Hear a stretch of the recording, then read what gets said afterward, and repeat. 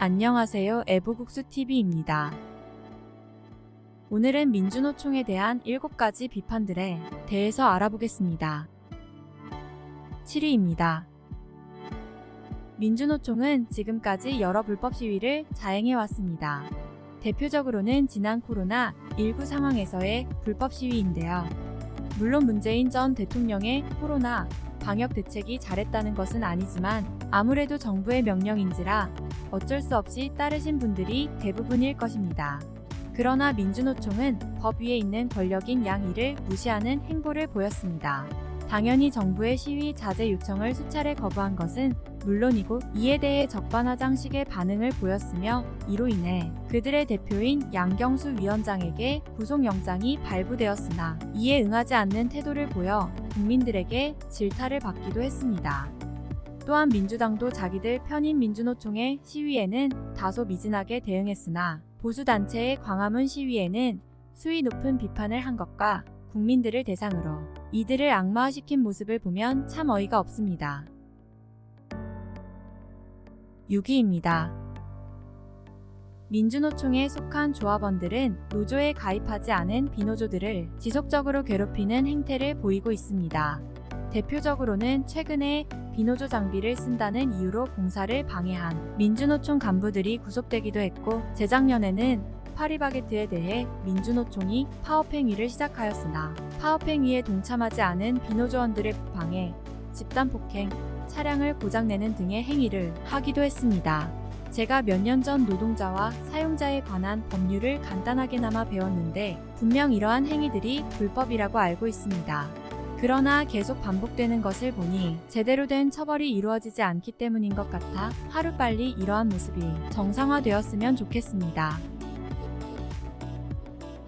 5위입니다. 분명히 노동조합이라는 조직의 목적은 노동자들을 사용하는 사용자들에 맞서 그들의 권리 향상을 도모하는 것일 겁니다. 그러나 이제 소개해드릴 내용은 노동자의 권리 향상이라는 아름다운 말 뒤에 검은 속내에 관한 내용입니다. 흔히들 자신이 속한 직장에 그들의 친인척을 꽂아주는 것을 고용세습, 속된 말로는 낙하산이라고 하는데요. 작년에 조사된 바에 따르면 민주노총에 속한 사업장 노조 10곳 중 7곳이 고용세습에 해당하는 위법 채용 조항이 포함되어 있었다고 합니다.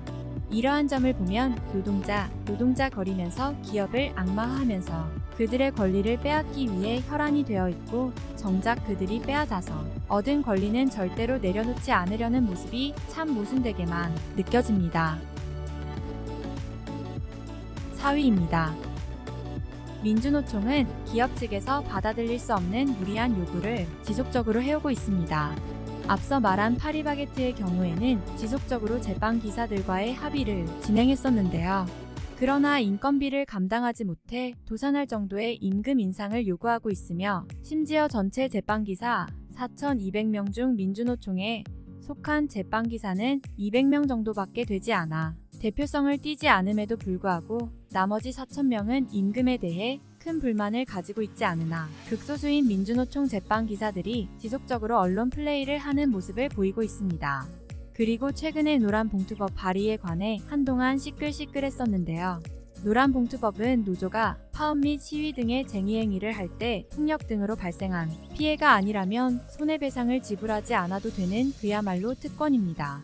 이러한 미친 법안이 정의당, 기본소득당, 더불어민주당 등 노동계를 주류로 하는 정당을 주축으로 밀어붙이고자 했으며 이에 민주노총도 가세하는 등의 모습을 보이고 있는데요. 지금까지 각종 불법 행위를 자행하고 특권을 행사하는 이들에게 대체 얼마나 더 많은 권리를 줘야 하는지 의문입니다. 3위입니다. 민주노총은 앞서의 불법 시위와 마찬가지로 초원법적인 조직처럼 각종 폭력 시위를 하였습니다. 그들의 만행을 살펴보기 위해 과거로 거슬러 올라가자면 먼저 2015년 민중총궐기 시위에서 경찰차를 파손하는 행위, 경찰들과 시민들에게 폭력 행위를 벌이고 이에 큰 부상을 당하는 결과를 낳았습니다. 이는 한순간에 그치지 않고 2018년에 발생한 금속노조 유성기업지회 간부들과 조합원들이 노무 담당 상무를 감금 및 폭행하는 사건이 발생하였으며 해당 연도에 또 국회에서 폭력 시위를 벌여서 경찰이 부상당하는 피해를 입기도 하였습니다. 앞서의 내용을 종합해본다면 민주노총은 무리한 요구를 하며 불법 폭력 시위를 지휘하고 이에 동참하지 않는 비노조원들을 린치하기까지 사회의 악과 다름이 없는 것 같습니다. 2위입니다.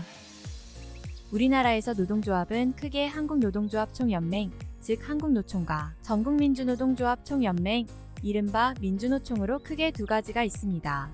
한국노총은 정부의 정책에 크게 반발하지 않고 나름 협상의 자세를 보이고 민주노총의 경우에는 정부의 적대적인 모습을 띠며 한국노총에 비해서는 다소 정치적인 안건에 대해 참견하는 모습을 보여왔습니다. 특히 대한민국의 진보정당과의 협력을 유지하고 있는 상태인데요. 민주노총 홈페이지에서는 대놓고 조합원들에게 진보정당에 가입하라는 일종의 홍보글도 올려놓은 상태입니다. 다들 아실진 모르겠지만 민주노총은 국민파, 중앙파, 현장파 등의 파벌로 나뉘어져 있는데요. 이들은 각각 지지하는 정당이 상이합니다. 보통 국민파는 더불어민주당, 중앙파는 정의당, 현장파는 기타 정당 혹은 더불어민주당을 지지하는 추세입니다.